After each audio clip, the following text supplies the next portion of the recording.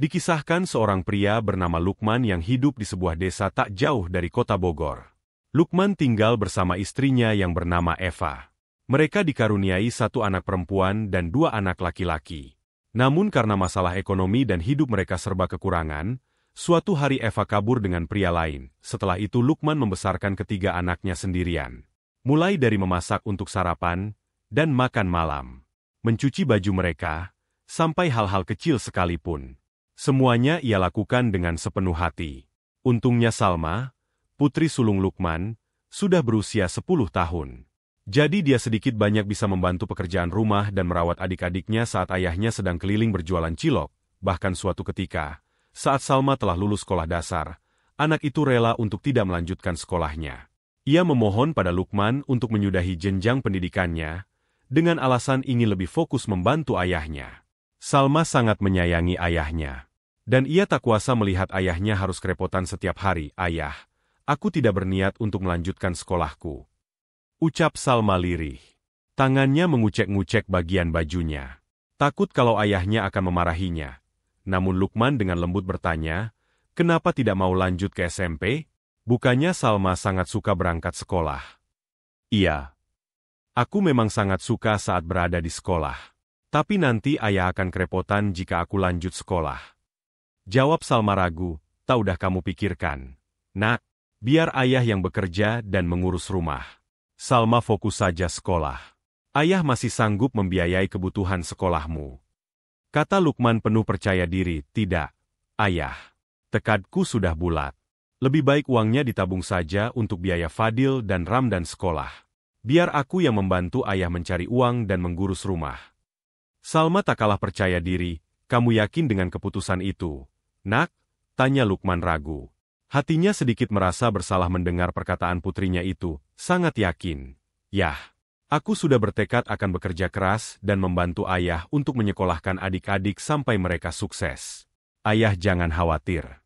Salma kan anak yang bisa diandalkan." "Hehehe," ucapnya semakin bertekad. Ia pun memeluk ayahnya yang terlihat hampir meneteskan air mata. "Terima kasih, Salma. Ayah sangat beruntung memiliki anak sepertimu." Lukman memeluk anaknya dengan erat. Ia sangat bersyukur di tengah hidup yang begitu sulit. Masih ada anak penuh bakti yang selalu mendukungnya. Keesokan harinya, pukul 9 pagi, Salma yang telah selesai mengerjakan pekerjaan rumah tangga, merengek ingin ikut berjualan cilok dengan ayahnya. "Ayah, aku ikut keliling jualan cilok ya," rengeknya. "Jangan, Nak. Lebih baik waktumu dipakai untuk istirahat. Kan dari subuh tadi Salma sudah sibuk mencuci piring, menyapu dan mengepel," tolak Lukman dengan lembut. Ia tidak sampai hati jika harus membawa Salma berkeliling jualan cilok. Terik matahari dan debu polusi jalanan sangat tidak ramah bagi anak kecil. Jadi ia berpikir bahwa lebih baik putrinya di rumah sambil menunggu adik-adiknya pulang sekolah. "Salma lebih baik di rumah saja ya. Tunggu Fadil dan Ramdan pulang. Nanti kalau mereka pulang, lalu di rumah tidak ada orang bagaimana? Mereka pasti sedih dan kebingungan," tutur Lukman berusaha membujuk putrinya. Salma pun mengangguk pelan. Ia memang anak yang selalu mematuhi ucapan ayahnya. Tak sekalipun dirinya pernah membantah atau berdebat hebat dengan ayahnya karena sesuatu hal. Ia tak ingin semakin membebani ayahnya. Untuk mengurus kedua adiknya saja, ayahnya sudah kewalahan. Apalagi kalau sampai dia juga ikut-ikutan tak bisa diatur, pasti akan sangat merepotkan. Salma tak mau menjadi anak yang merepotkan. Salma memiliki dua adik laki-laki bernama Fadil dan Ramdan. Fadil merupakan anak kedua. Ia berusia 10 tahun, dan sekarang berada di kelas 4 SD. Sementara Ramdan, si bungsu, ia masih berusia 7 tahun. Dan masih kelas 1 SD. Keduanya tumbuh menjadi anak-anak yang aktif dan ceria. Bahkan tak jarang tingkah mereka menjadi hiburan tersendiri bagi ayah dan kakaknya. Salma sangat menyayangi kedua adiknya. Walaupun tak jarang mereka membuat dirinya kesal karena tingkah nakalnya. Namun Salma tak pernah sedikit pun membenci adik-adiknya. Karena semenjak ditinggal oleh ibunya, Salma merasa sangat kehilangan. Jadi dia tidak mau sampai kehilangan anggota keluarganya yang lain. Singkat waktu, Fadil akhirnya lulus SMA. Dengan nilai yang sangat memuaskan pula. Bahkan dengan nilai yang ia dapatkan, Fadil bisa dengan mudah menunjuk universitas mana yang hendak ia masuki. Tak hanya itu, pihak sekolah pun memberikan beasiswa kuliah padanya sebagai penghargaan karena menjadi siswa berprestasi. Namun hal itu tidak disambut baik oleh Lukman. Ia justru khawatir dan ingin Fadil langsung bekerja saja. Pokoknya aku akan mendaftar di Univ Cakrawala. Ayah? Ucap Fadil kesal setelah mendapat dari ayahnya, biaya kuliah itu sangat mahal. Ayah merasa tidak sanggup untuk membiayaimu. Sanggah Lukman dengan sabar, kan aku dapat beasiswa dari sekolahku. Ayah tak usah khawatir. Jawab Fadil setengah menyombongkan diri. Tapi itu kan hanya beasiswa kuliahmu saja. Untuk kontrakan, uang makan dan lain-lain bagaimana? Lebih baik kamu langsung kerja saja. Bantu ayah dan Kak Salma sampai Ramdan lulus sekolah. Lukman mulai sedikit kesal dengan kepala batunya Fadil. Ayah ini benar-benar ya. Aku punya mimpi sendiri. Ayah tidak berhak menuntutku untuk mematahkan mimpi-mimpiku dengan alasan ekonomi. Bukankah seharusnya ayah sebagai kepala rumah tangga yang bertanggung jawab penuh atas itu semua? Apa yang ayah lakukan selama ini? Aku ingin memperbaiki nasib. Aku sudah lelah hidup miskin terus. Fadil semakin bersungut-sungut di depan ayahnya. Hal-hal yang selama ini mengganjal di hatinya keluar begitu saja. Sementara Lukman hanya bisa terdiam mendengar perkataan putranya tersebut. Bak terhantam bongkahan batu besar saat memikirkan kenyataan yang ada. Hatinya seperti tertusuk ribuan duri. Sakit dan perih.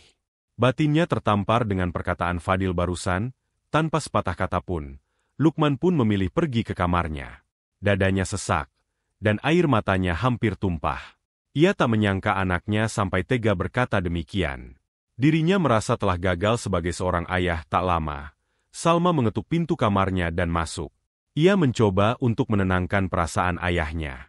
Ia tak tega melihat ayahnya yang terpuruk, dan sekuat tenaga menahan air matanya. Batinnya ikut sakit. Tapi mau bagaimana lagi? Dia sangat hafal perangai Fadil. Semenjak menginjak bangku SMP, anak itu memang kerap kali berdebat dengan ayahnya. Namun kali ini memang sudah melewati batas, sudah. Yah, Fadil memang keras kepala. Ayah yang sabar ya. Nanti biar Salma yang bicara dengannya. Ucap Salma sembari bersimpu di depan ranjang ayahnya. Tidak, nak, ayah yang salah. Ayah yang tak bisa memberikan kalian fasilitas seperti anak-anak pada umumnya. Terkhususnya kamu. Ayah sangat minta maaf ya. Tangis Lukman pun pecah. Kata-kata yang selama ini membundal di tenggorokannya akhirnya terucapkan, jangan bicara begitu, ayah. Salma sangat bersyukur punya ayah seperti ayah. Bahkan ayah sampai rela tidak menikah lagi karena lebih memikirkan aku dan adik-adik. Salma pun ikut menangis. Ia memeluk ayahnya dengan erat. Keesokan harinya, Lukman sudah membulatkan tekad. Ia akhirnya mengizinkan Fadil kuliah di kampus yang diinginkannya. Namun dengan satu syarat, bahwa Fadil harus bisa memenuhi kebutuhan sehari-harinya tanpa merengek sepeser pun pada kakaknya. Sementara Lukman hanya akan menjamin biaya tempat tinggal saja, dengan tinggi hati, Fadil pun menyetujui kesepakatan tersebut. Dia sangat yakin bahwa untuk memenuhi kebutuhan sehari-hari saja dirinya mampu. Dia akan bekerja paruh waktu di sela-sela waktu kuliahnya. Tapi dia berjanji tidak akan pulang sebelum dirinya sukses. Dengan berat hati, Lukman dan Salma akhirnya melepas Fadil ke perantauan. Ke kota Malang, Jawa Timur lebih tepatnya. Untuk menimba ilmu dan mencari pengalaman. Mereka berharap, sepulangnya Fadil dari perantauan, mata hatinya bisa lebih terbuka. Dan Fadil bisa bersikap lebih bijak dalam menghadapi setiap permasalahan yang ada, waktu pun cepat berlalu. Tak terasa kini giliran si bungsu yang merengek ingin melanjutkan ke jenjang perkuliahan. Tapi lagi-lagi Lukman menentang keputusan tersebut. Apalagi melihat nilai Ramdan yang biasa-biasa saja. Pasti memerlukan biaya lebih untuk bisa mendaftar kuliah. Ayah, aku ingin kuliah seperti Kak Fadil. Rengek Ramdan, tapi ayah ragu dengan kemampuanmu. Nak, semasa sekolah saja nilaimu tak pernah di atas 7. Kerjamu hanya bermain dan bermain HP. Ucap Lukman setengah meledek putra bungsunya. Wah, jahat sekali ucapan ayah barusan. Aku tidak sebodoh itu tahu. Hanya saja kepintaranku bukan di bidang akademik. Aku butuh kuliah. Yah, untuk mengembangkan bakatku. Karena katanya di perkuliahan kita bisa belajar sambil praktik langsung. Ramdan mencoba merayu ayahnya. Memangnya apa bakatmu? Selain makan dan tidur. Ledek Lukman lagi, ayah tidak tahu saja. Aku ini berbakat di bidang elektronik. Bahkan saat sekolah banyak teman-temanku yang minta tolong padaku kalau HP-nya sedang rusak. Ramdan mencoba menyombongkan diri. Ah, yang benar? Kok ayah baru dengar? Oke. Anggaplah kamu memang berbakat. Tapi biaya dari mana? Ayah dan Kak Salma saja sudah ngos-ngosan untuk mencari uang kontrakan Kak Fadil. Ucap Lukman melemah. Hatinya mulai dengan perekonomian keluarganya. Tenang saja. Yah, aku sudah daftar beasiswa kurang mampu. Jadi untuk biaya kuliah nanti ditanggung pemerintah sepenuhnya. Bahkan setiap bulannya aku akan diberi uang saku untuk kebutuhan sehari-hari. Ramdan menjelaskan dengan antusias. Memang ada yang seperti itu? Lalu untuk biaya tempat tinggal, tanya Lukman ragu, aku akan tinggal di asrama kampus. Jadi tak perlu pusing memikirkan biaya sewanya. Aku pintarkan. Yah? Hahaha, jawab Ramdan diiringi dengan tawa bangganya. Lukman hanya menggeleng-geleng pelan. Ia tak kuasa melihat kebahagiaan anak bungsunya itu. Hatinya pun ikut bahagia dan tertawa bersama. Meskipun dalam lubuk hatinya yang terdalam, dirinya merasa sedih karena harus ditinggal anaknya merantau lagi. 1 bulan kemudian, tiba waktunya Ramdan berangkat ke kampus pilihannya. Univ Pancasakti yang ada di Semarang, Jawa Tengah. Berbeda dengan Fadil yang keberangkatannya diiringi dengan rasa kesal. Ramdan berangkat dengan segala keceriaan dan pengharapan tinggi. Bahkan ia berjanji akan menyempatkan pulang saat tahun baru dan lebaran tiba, dan kini tersisa Lukman dan putrinya, Salma di rumah kontrakan kecil yang penuh dengan kenangan. Salma menangis seraya melepas adik bungsunya pergi merantau. Begitu pula Lukman yang tetap mencoba tegar walaupun air matanya sudah hampir memberontak. Waktu pun sangat cepat berlalu. Tak terasa sudah 5 tahun semenjak keberangkatan Ramdan. Namun tak ada satupun dari Fadil maupun Ramdan yang menepati janji mereka. Selama 5 tahun itu mereka tak pernah pulang sama sekali. Alasannya sibuk kuliah, sibuk praktikum, sibuk bekerja, dan lain sebagainya. Hingga suatu lebaran mereka pulang dan mengabari bahwa keduanya telah sukses dan membangun keluarga masing-masing, sementara Salma kini telah menikah dengan Roni, pemuda kampung sebelah yang bekerja sebagai tukang batagor keliling. Sebenarnya Lukman tak pernah benar-benar setuju putrinya menikahi tukang batagor itu. Karena takut rumah tangga Salma akan bernasib seperti dirinya. Namun ia tak bisa menentang hal tersebut karena itulah satu-satunya permintaan Salma selama tinggal dengannya. Salma pun terlihat bahagia hidup bersama suaminya. Melihat anak-anaknya sudah menikah, Lukman merasa lega. Agar tidak mengganggu anak-anaknya, dia memilih tinggal sendirian di rumah kontrakannya yang sekarang telah ia beli. Tetapi seiring berjalannya waktu Lukman semakin tua, dia tidak bisa melakukan banyak hal sendiri. Dia pun mulai merasa kesepian, meskipun putri dan menantunya sering datang mengunjunginya. Tapi putra-putranya hanya pulang di saat lebaran saja. Lukman sangat merindukan mereka dan ingin tinggal bersama putra-putranya. Tetapi dia adalah orang tua yang tidak punya banyak uang. Dan ia tidak ingin membebani putranya. Jadi hal tersebut hanya ia pendam seorang diri.